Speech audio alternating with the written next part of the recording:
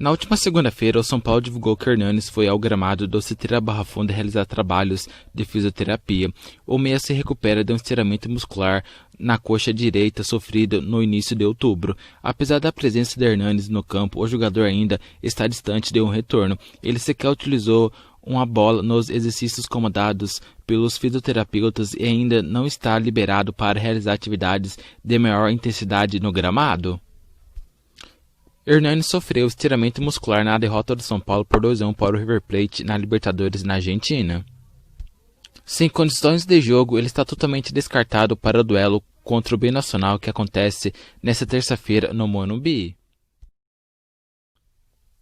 Apesar do empate com o Grêmio no Morumbi não ter agradado, o resultado confirmou uma importante marca para o São Paulo na temporada. Pela primeira vez em 2020, o São Paulo chegou à marca de 5 jogos de invencibilidade.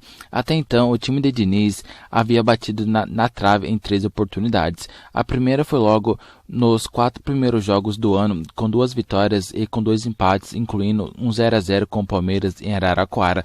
A série voltou a se repetir no fim de agosto, dessa vez com 3 triunfos e 1 empate, com direito à vitória sobre o Corinthians por 2-1. Por último, durou no início de setembro até a frustrante derrota para o River Plate fora de casa, que eliminou o time da Libertadores. Agora já são 5 jogos de invencibilidade, a começar pelo empate com o Coritiba no Paraná, passando por vitórias sobre Atlético Goianiense e Palmeiras, resultado que acabou com o tabu de nunca ter vencido no Allianz Parque, encerrando pelos recentes empates com Fortaleza e Grêmio. E na sequência, caso o São Paulo avance para a segunda fase da Sul-Americana e as quartas de final da Copa do Brasil, a série invicta aumentará. Isso porque, para cumprir esses objetivos, o São Paulo deve no mínimo empatar com o Binacional pela última rodada da fase de grupos da Libertadores e vencer o Fortaleza pela Copa do Brasil. Em caso de igualdade com o Fortaleza, a disputa vai para os pênaltis. Após se destacar na campanha do São Paulo no Paulistão, Daniel Alves encara o seu pior momento com a camisa do clube. No último sábado, inclusive no empate com o Grêmio, ele foi um dos principais alvos de críticas da torcida são paulina. O meia foi anunciado pelo São Paulo no primeiro dia de agosto de 2019, apresentado no dia 6 e realizou sua estreia no dia 18. Desde então foram 45 partidas disputadas com 8 gols marcados e 4 passes para gol, assim totalizando 12 participações diretas em gols, com média de 0,26 por jogo. Entretanto, o atleta vem caindo muito de rendimento nas últimas partidas, principalmente depois que ele fraturou o braço no duelo contra o Atlético Paranaense.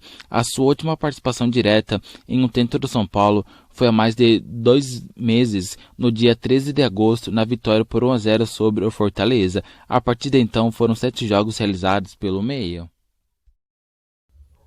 O São Paulo entrou na última segunda-feira no STJD com ação para tentar a anulação da partida contra o Atlético Mineiro, disputada no dia 3 de setembro no Mineirão, pela 7ª rodada do Brasileirão. O clube alega que houve erro de direito na anulação do gol de Luciano pelo VAR. O que nós pedimos é a anulação da partida. O São Paulo entrou com esse pedido porque foi prejudicado pela má aplicação ou pela aplicação errada da regra do jogo. O São Paulo sempre entendeu que desde o momento do lance do Luciano que foi prejudicado. A única diferença é que nós só tivemos elementos que comprovaram o prejuízo do São Paulo na última quarta-feira, na entrevista que o Gaciba deu, e posteriormente na quinta-feira, em reunião que a gente já tinha agendado na terça.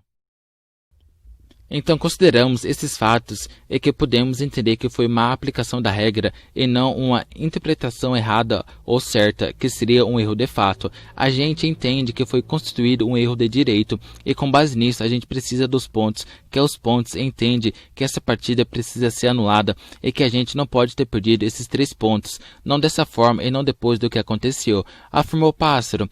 A solicitação de São Paulo tem base no artigo 119 e 259 do Código Brasileiro de Justiça Desportiva. Acontece depois que Gaciba, presidente da Comissão de Arbitragem da CBF, admitiu em entrevista ao Seleção Sport TV na semana passada que houve um erro na utilização do VAR no lance que anulou o gol de Luciano.